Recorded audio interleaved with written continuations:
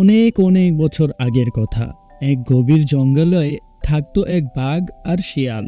বাঘটা ছিল খুবই জঙ্গলি এবং রাগী, আর শিয়ালটা ছিল খুবই বুদ্ধিমান এবং দ্রুত প্রকৃতির।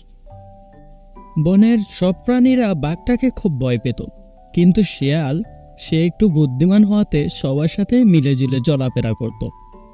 সে জানতো বুদ্ধি দিয়ে জয় করা যায়, শক্তি দিয়ে নয়।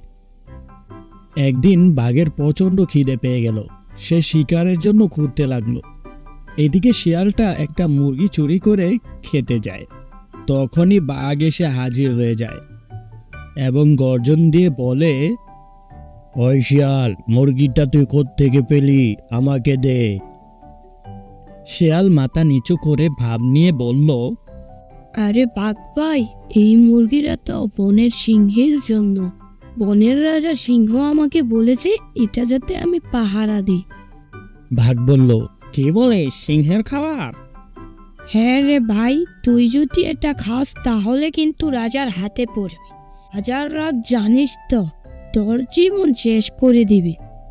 বাঘটি একটু ভাবলো, তারপর বলল, হ্যাঁ, তুই ঠিকই বলেছিস, তুই নিয়ে যা।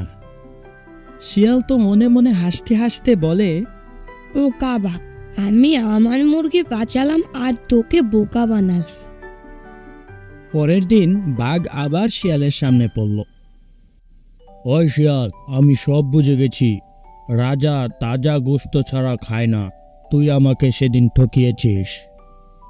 শিয়ালটি এবার খুব শান্তভাবে বলল, আচ্ছা ভাগ পাই, আমি যদি তোর খাবার বন্দোবস্ত করে দিই তুই কি আমাকে ছাড়বি? যদি ভালো কিছু হয় তাহলে ছাড়ব। তাহলে চল নদীর পাশে গিয়ে দাঁড়া, আমি ব্যবস্থা করি।